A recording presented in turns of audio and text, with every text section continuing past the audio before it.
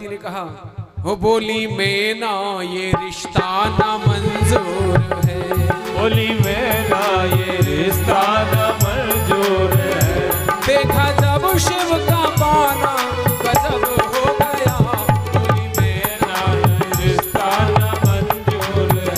देखा जब शिव का पाना गजब हो गया, बोली मैना ये रिश्ता मंजूर है।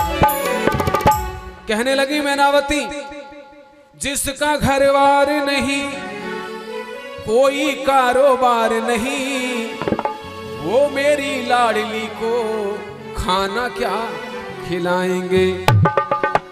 भांग पीते हैं धतूरा वो पीते हैं सदा, भांग पीते हैं, ये कवियों ने बनाया है। भोले बाबा भांग नहीं खाते कभी भी, कहीं भी नहीं लिखा कि भोले बाबा ने चिलम पी थी या भांग खाई थी। ये भांग जो है ये एक आयुर्वेदिक पौधा है, ये जड़ी है, ये तो अनेकों रोगों में काम आती है। इसको सुरक्षित रखने के लिए हमारे ऋषि मुनियों ने शिव जी का नाम जोड़ दिया था कि शिव जी पे चढ़ती है, जिससे लोग इसको अपने प्रयोग में ला सकें। किसी वस्तु जो उपयोगी होती है उसका ऋषि मुनियों ने नाम जोड़ दिया भोले बाबा के साथ कि भोले बाबा पर चढ़ती है, इसकी सुरक्षा करनी चाहिए। तो ये तो आयुर्वेदिक औषधि है जो दवाई में काम आती है, चिलम के लिए नहीं बनाई है, ये घोट के खाने पीने के लिए नहीं है। शिव पुराण में कहीं भी नहीं लिख रहा कि भोले बाबा ने भांग पी थी या घोटी थी, ये तो कवियों ने बना दिए हैं कि भोले भांग तुम्हारी में तो घोटत हारी।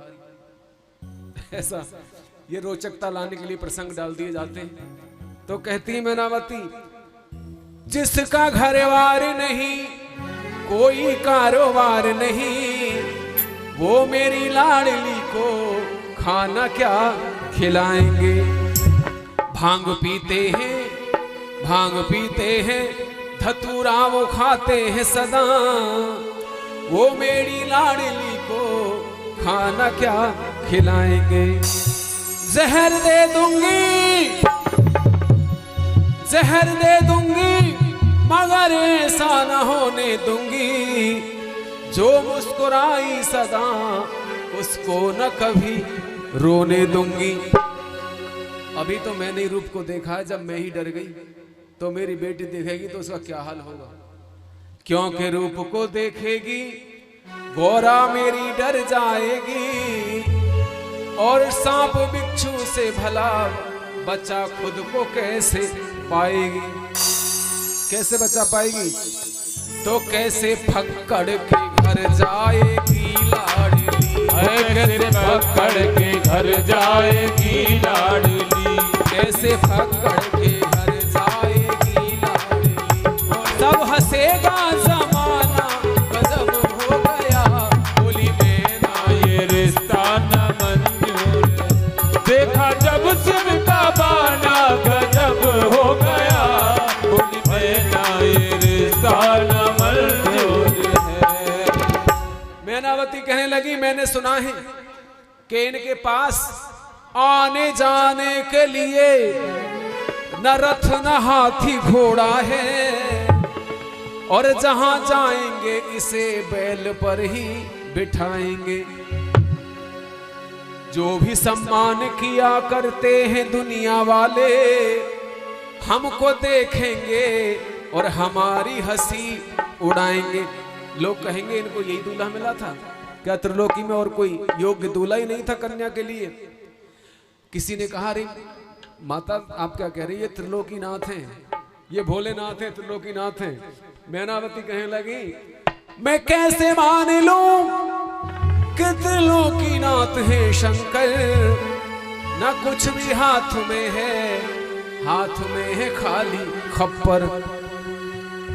न ससुर है न सास है, न ननद जिठानी देवर, भूत प्रेतों का साथ में ये तो लाए हैं एक लश्कर।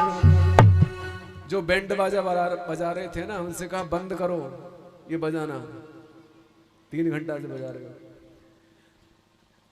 अच्छा नहीं लगता, फिर बैंड को तुरंत बंद करा देते हैं। इनसे कह दो, इनसे कह दो कि यहाँ शोर मचाए न कोई, फिर तो शोर लगता है वो। और डुगडुगी झांझ न फिरी न बजाए कोई।